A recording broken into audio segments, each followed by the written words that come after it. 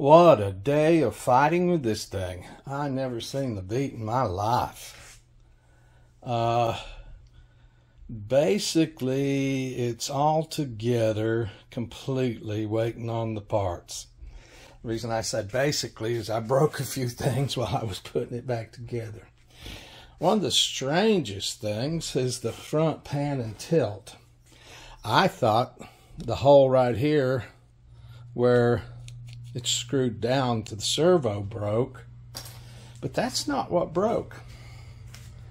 The control horn broke on the this is the little collar that this is the little collar that the knurls are in. It came right off the bottom of this control horn, you see. So I did print out a new pan base, but didn't need it. Just needed to replace this on the bottom of the existing pan base. That was a little strange. But as you can see, it's ready to go again. The walk snails remounted inside there. This time a little differently than last time. I had it mounted wrong the last time. There's a little hole in the side of the VTX mount in there for pushing the button to bind and stuff. I had that on the other side where the hole didn't exist. And while I was getting everything together, you can see right here, you can see right there where the fuselage is coming apart a little bit. And this plastic right here where the wing attaches, I've got to re-glue the bottom of that. I broke this and this while messing with it today. I ended up replacing the GPS on it with a M10Q5883, one of the three I had. Why? Because this is an H743 flight controller, and it seems to work on those controllers better than the Mini and the Slim, and I'm just going to use this platform to prove that. Still haven't finished up my videos on the GPSs. So once I glue this part back where it's firm again here in a few minutes, I'm letting the CA that's in my pocket warm up from being in the freezer. All I'll be doing is waiting on parts. I put the GPS right in here across 6 pins, put the receiver right behind it, and I've got a connector for the walk snail that I haven't connected yet. Let me show you where I'm going to connect that on the flight controller. So this plane is using an ELRS RC receiver, which I put right across these 4 pins right here. Ground, voltage, receive and transmit. I put the M10Q5883 across these 6 pins. Ground, voltage, receive, transmit, clock, and data.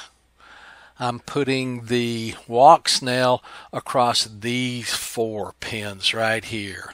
Voltage. I'm doing this because the walk snail wants more. It wants 6 volts minimum. That's what the specifications say.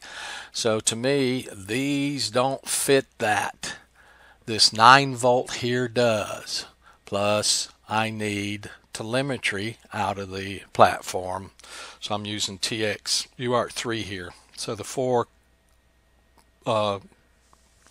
pin DuPont connector is 9 volts, ground, transmit, and receive. That's all I'm connecting to this portion. I left TX and RX7 and this available for a 4 pin DuPont connector for, I don't know, something like a remote ID module or so. I can make up one of those with just a little short pigtail on it and slam it down on those 4 pins anytime I want to. I can pull it off anytime I want to. That's the reason I am now putting all the pins on all the flight controllers, because I've got some behind me where a lot of these pins aren't on there and it won't be just as easy as plug and play. But I learned, and like I've said in the past and will restate now, I will always put all pins on in the future. Now I'm using 11 and 12 over here to do my pan and tilt, and then down through here we can look at mission planner. I've got motor 1 on servo 1 here, got motor 2 on servo 2, got motor 4 on servo 3. We skipped servo 4, normally rudder, and 5 is the front left tilt motor, 6 is the front right tilt motor, 7 is the gentleman whose perimeter list I'm using, Mr. Piper, used 7 and 8 for flaperons. Like I say, I'm not going to break those apart yet, so I've got aileron right here on 7. I disabled 8 because I jumped over it, and I put 9 on the elevator on 9 just like he did. Don't want to have to change much in his configuration. And let's see, we can look right here. So motor 1, 2, and 4, skip front left, front right, and elevator on 9. I want to disable this one and make this one aileron. There we go. That's it. So I've got 1, 2, 3, 4, 5, 6, 7 connectors connected down the side of the H743. 1, 2, 3, 4, 5, 6, and 7. I also today, and I have to disconnect here right now, I better save that configuration back out, or I will lose my changes.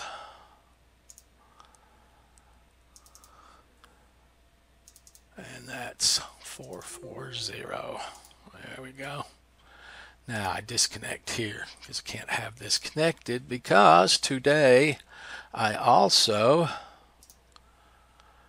upgraded my ESCs on this platform from BL Heli to Blue Jay, and I have to power the platform to be able to do this, and kind of been fighting with this a little bit today. Some of those ESCs don't immediately answer up. Oops. And you see 1 and 2 just failed. We'll read it again. And they all succeeded that time. Don't know why that's quirky. Just going to put that out of my mind. I don't need any more garbage. So we can see motor 1, ESC 1, servo channel 1 is Blue Jay. Current version 48 kilohertz. I just chose the inside one. ESC2 is Blue Jay 1948 kilohertz. ESC3 Blue Jay 1948 kilohertz. So I flashed the ESCs that came in this platform from Hewing with Blue Jay instead of BH Heli, and that should sort of get me caught up with Mr. Piper's configuration. I've got his configuration in here, and I have flashed Blue Jay onto the ESCs as he wanted done for his configuration. I may have to make some changes in here, motor direction, etc., etc., etc. later. But that's what I did. And I want you to look at that. There's the GPS M105883 locking up 3D Fix on the bench here. The H743 Mini and Slim will not do that with the same GPS on them. See, it just dropped out too, so it's a little quirky. I'm getting a feeling for those GPSs, but we'll get to that at another time. There was one other thing I needed to check on in here for my different configuration from his, because he's using S-Bus and I'm using CRSS out of the ELRS receiver. So I have to make board alternate config 1, write that out, and let's see what is that's UART6 for Ardu. UART6, is that 3? I can't. Serial 7. Cool. So serial 7. I have to make serial 7.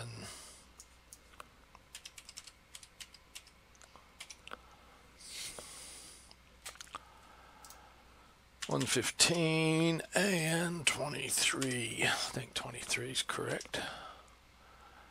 23 RCN. Yep. And write that out. And that will get me, I have to save it away to my workstation. That will get my CRSF running.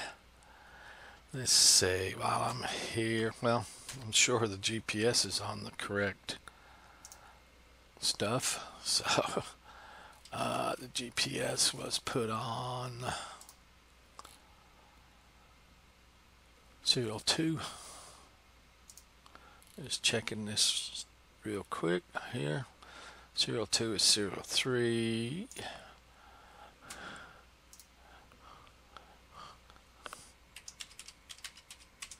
Serial 3. Yep, 5 GPS. The baud rate really doesn't matter, but we'll make that 115 for kicks and grins.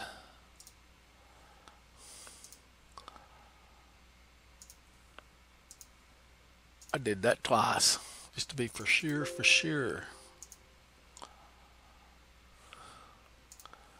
Okay. So that should, except for gluing up the fuselage and wing holder thingy I broke today, mashing everything around, actually trying to get the wing back off. When you snap these wings on good and tight, they like to stay. So I don't think I'll be removing mine much. I've got some things to do. For instance, I'm not gonna go with his flight modes. I'm gonna make up some of my own. That's not a big deal. But other than that, and I will go through all the perimeters top to bottom to look what he did versus what I like. I think all I'm doing now is waiting on parts. I test the pan and tilt. As far as the pan and tilt is concerned, 11 and 12 need to be RC pass-through, and that'll take care of the pan and tilt. They will just pass straight through from my radio. I'm going to have to do a radio calibration, and that's about it. So I've got a few little things to do, like test the pan and tilt, keep looking at that motor numbering and prop rotation direction. It's kind of confusing in the documentation. But other than that, I think I am pretty much just waiting on a tilt servo. And when the tilt servo comes through the door, which it's in Chicago, they did a pretty good job of shipping. I ordered the parts on September 10th, right here. They got them out the door on the 12th, and they're arrived, oh, looks like Georgia. So I thought they were in Chicago. They're not going to be as far away as I thought. So they're waiting for United States Postal Service to pick them up and bring them from, I'm sure this is real close to Atlanta, Georgia. So what is that? Pretty good. Shipped here 1, 2, 3, 4, 5, 6 days so far in shipment. That's not bad at all. I honestly think they will be here maybe Wednesday. We'll see how quick United States Postal Service picks them up. That's not bad ship time, 8 days. He-Wing does air shipment instead of slow boat. So that's about all I can say right now is I'm sitting here waiting on parts. Okay, guys, that's all for today. Thank you so much.